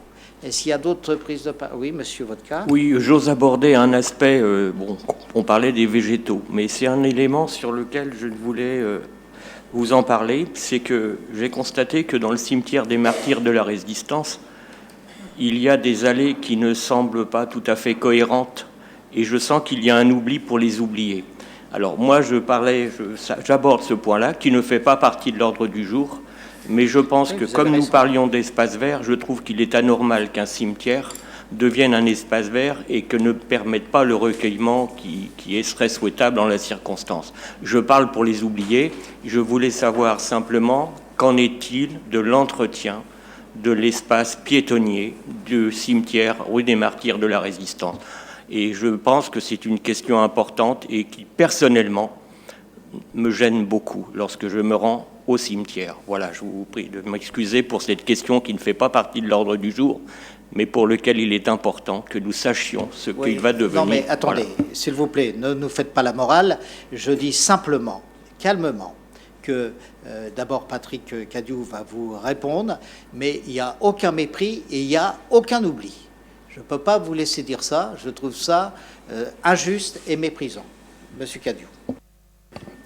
Oui, rassurez-vous, Monsieur Vodka, il n'y a pas de volonté d'oublier effectivement ces parcelles-là, notamment les cimetières. Et à titre personnel, je suis sur Houille depuis assez longtemps pour connaître malheureusement assez de gens qui sont dans ces cimetières pour me permettre de les oublier. Alors ça, c'est la parenthèse. Sachez quand même que depuis l'abandon des produits phytosanitaires, on doit faire face à des problèmes d'entretien beaucoup plus réguliers en fonction d'une poussée de chaleur, d'une pluie, d'une poussée de chaleur, et effectivement avoir des interstices qui vont pousser, j'irai normalement. Aujourd'hui, on les arrache. C'est le seul traitement effectivement que l'on peut donner, et avec effectivement de temps en temps des décalages. Effectivement, il peut sembler que sur un secteur, une allée, on a l'impression de ne pas y être passé, et on y est passé pourtant 8 jours, 15 jours avant. Alors, en parallèle à ça, on cherche d'autres solutions. On est en train de revoir, notamment dans les cimetières, on étudie la possibilité de modifier les allées et de venir réengazonner, comme ça se fait dans beaucoup de cimetières en France. On est en train d'étudier tous ces systèmes-là. Très clairement, on a pris et on a eu la volonté d'arrêter l'usage des produits phytosanitaires. Je rappelle que quand même que dans les cimetières, on a encore la possibilité d'user de ces produits-là par dérogation. Nous avons pris l'engagement de les abandonner, je dirais, pour aussi le bien-être de tout le monde. Et on doit faire face, effectivement, à cette problématique d'entretien. On cherche toutes les solutions palliatives, notamment celle, effectivement, de venir réengazonner, je dirais, des allées de cimetière. Merci de votre réponse. Il aurait peut-être été souhaité ou souhaitable tout simplement de dire aux personnes qui viennent se recueillir qu'il y a des études qui sont en cours et que nous allons améliorer prochainement le recueillement, tout simplement. Voilà, je vous en remercie, mais en tout cas, vous avez apporté une réponse à ma question, et je sais que maintenant, les choses vont changer. Je vous remercie.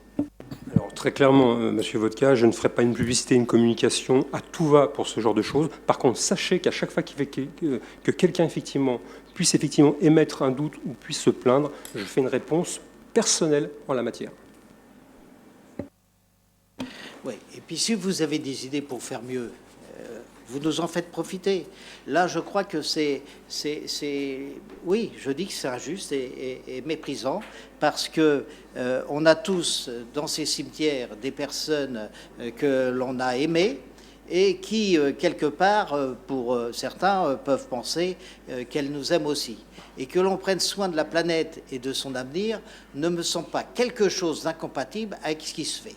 Je rappelle que le cimetière, sur la partie qui est effectivement, j'allais dire, la plus grande, on va essayer de trouver des solutions sans revenir en arrière. On a fait un choix courageux sur les produits phytosanitaires et les personnes qui nous ont précédés dans un autre monde seraient certainement d'accord avec nous pour dire que cette terre doit aussi être faite, sans oublier ceux qui ont disparu, pour ceux qui continuent à y vivre et pour nos enfants. Donc on va continuer. Quant à certaines plantes qui poussent entre les tombes, etc., il en va là aussi, j'allais dire, parfois de l'entretien personnel. Donc c'est cet ensemble qui doit être mis en place. On ne reste pas inactif, mais là aussi, je voudrais remercier les personnes et cette collectivité, et sous une impulsion politique, de prendre et d'avoir des choix courageux. Nous allons donc passer au vote sur ce terrain et je reviendrai en arrière. J'ai laissé passer, je crois, quelque chose en culture. Donc, sur l'acquisition de ce terrain, qui est contre? Abstention? Pour? À l'unanimité. Je reviens sur le point 19. Adoption des nouvelles conditions générales de vente de la billetterie en ligne de la graineterie. Monsieur Gouy. Alors, comme vous le savez, dans le cadre de la programmation culturelle, le pôle culturel Centre d'Art de la ville de Houille, on peut y acheter des billets pour les événements et ces achats sont réalisables sur le site internet de la graineterie. La billetterie est informatisée et encadrée par des conditions générales de vente. Toute personne effectuant un achat de billets sur le site internet de la graineterie, pôle culturel et Centre d'Art de la ville de Houille est invitée à lire et accepter préalablement les conditions générales de vente. Elle vise à définir les relations contractuelles entre l'acheteur et la graineterie, ainsi que les conditions applicables lors de l'achat de billets en ligne. Les conditions générales de vente actuelles portant uniquement sur l'achat de billets et les tarifs nécessitent d'être développées sur plusieurs points. La précision sur les différentes typologies d'événements concernés par la vente de billets, une présentation du cadre d'application des conditions générales de vente, une présentation du service de billetterie en ligne, le détail des tarifs, le paiement en ligne sécurisé, des précisions sur le protocole de validation des commandes et de retrait des billets, un ajout concernant les données personnelles des utilisateurs dans le cadre de la nouvelle réglementation générale sur les données personnelles, les conditions d'accès à la salle, un article sur le droit applicable et les litiges. Y a-t-il des demandes d'intervention? Nous allons donc passer au vote. Qui est contre? Abstention? Pour?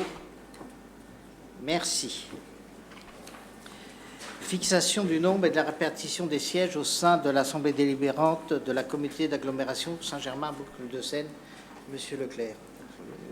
Bien, donc les élections municipales de 2020 vont entraîner la recomposition des organes délibérants des intercommunalités. Et dans chacune, c'est un arrêté préfectoral qui fixera le nombre et la répartition des sièges entre les communes. Pour ce faire, il y a quand même la possibilité au préalable de proposer un accord local entre les communes avant le 31 août 2019 et qui n'a de chance d'aboutir que si 2/3 des conseils municipaux votent favorablement.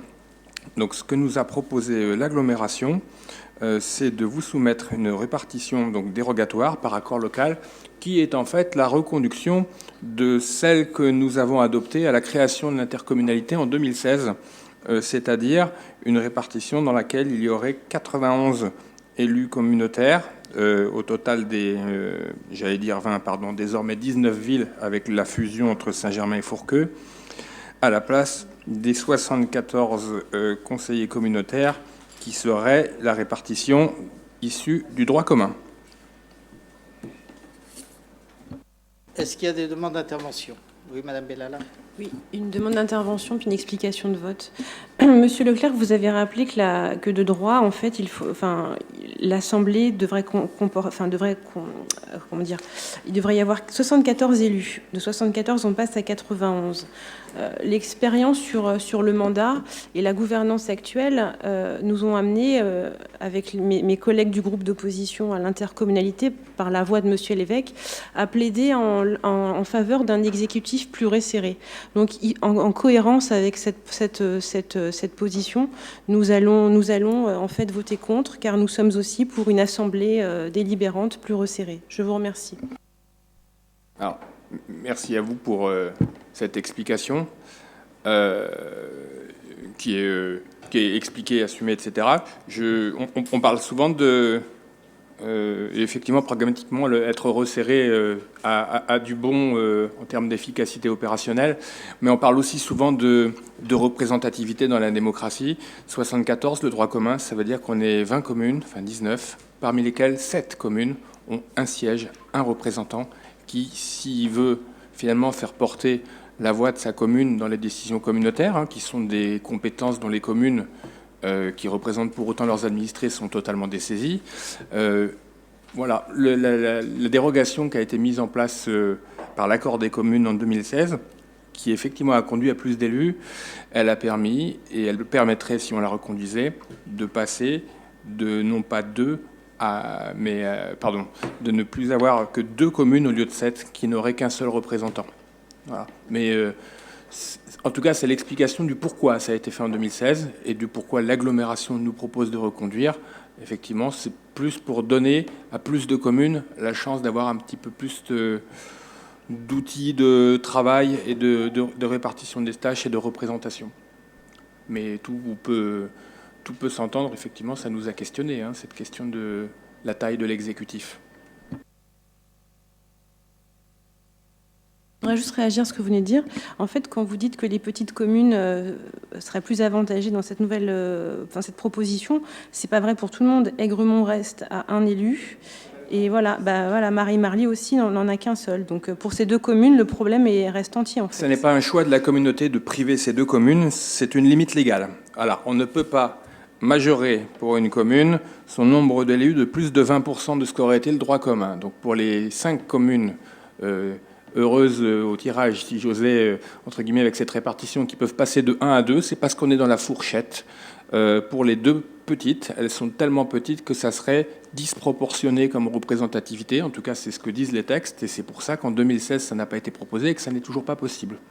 Voilà. Mais vous avez raison, là aussi, simplement, c'est une explication du pourquoi, dans les villes qui sont favorisées et qui peuvent gagner un siège, pourquoi les 2 plus petites en sont exclues, c'est tout simplement illégal, quel que soit l'accord local.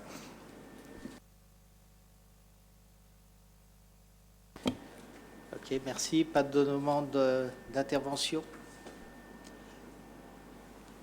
Nous allons donc passer au vote. Qui est contre ? 6. Abstention. Pour. Je vous remercie. Alors, va être rajouté, pour que ça soit porté à connaissance du plus grand nombre, un point d'information sur le référendum d'initiative partagée. Une proposition de loi peut être inscrite à l'ordre du jour des 2 assemblées sur une initiative parlementaire, un 5e, soutenue par 10% d'électeurs, soit 4 717 396 électeurs. Ainsi, la proposition de loi visant à affirmer le caractère de service public national de l'exploitation des aérodromes de Paris est soumise au recueil des soutiens des électeurs depuis le 13 juin 2019, pour une période de 9 mois, soit jusqu'au 12 mars 2020. Et en tant que chef-lieu de canton, nous sommes, j'allais dire, tout particulièrement au cœur du dispositif.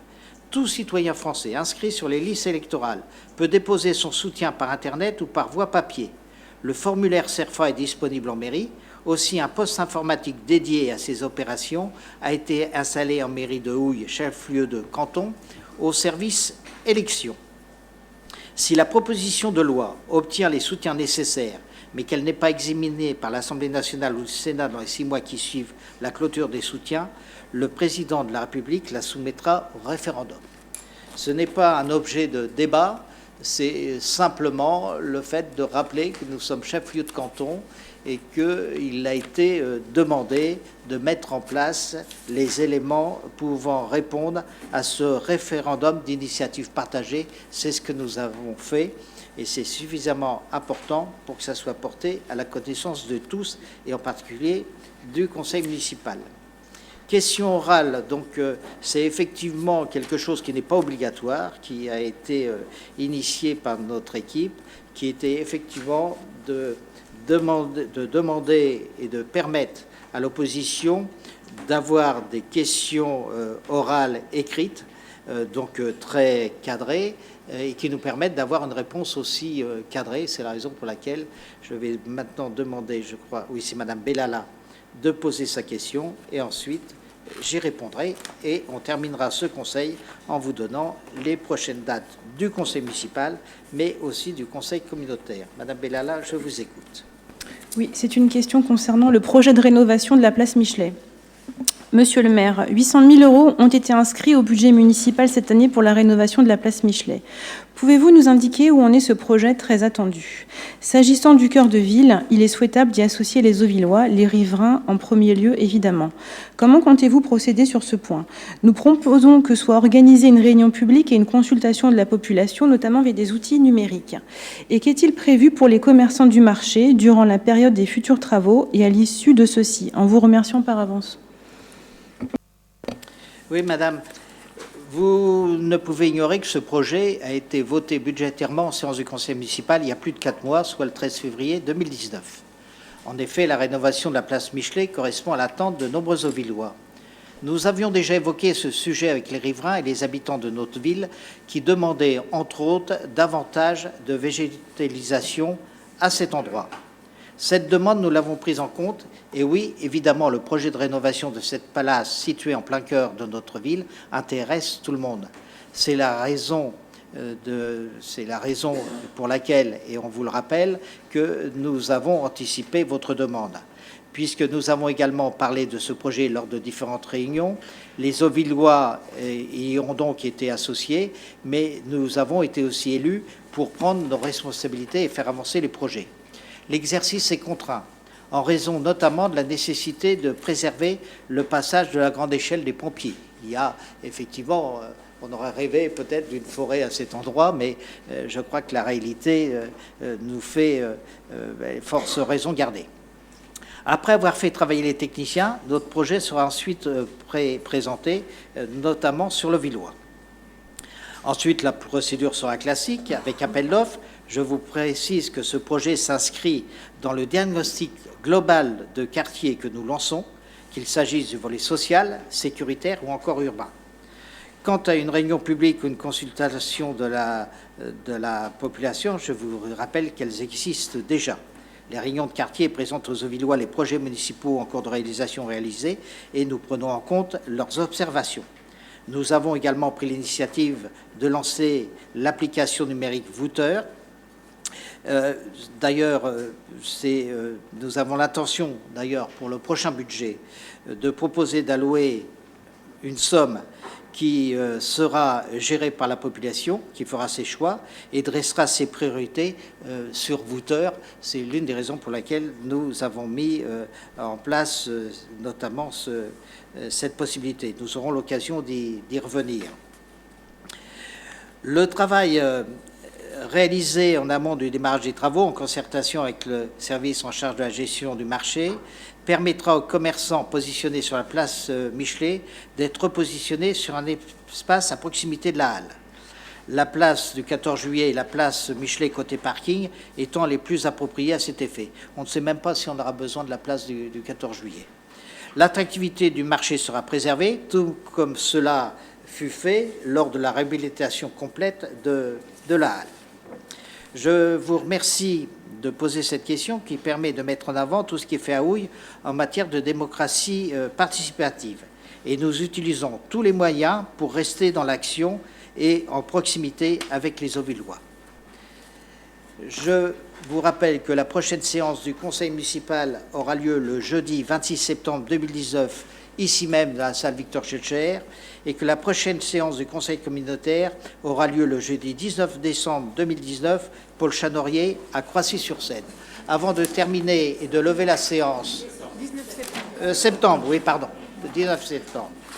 Je voudrais remercier tous les techniciens qui, pas essuient les plates, mais qui ont mis en place ce système.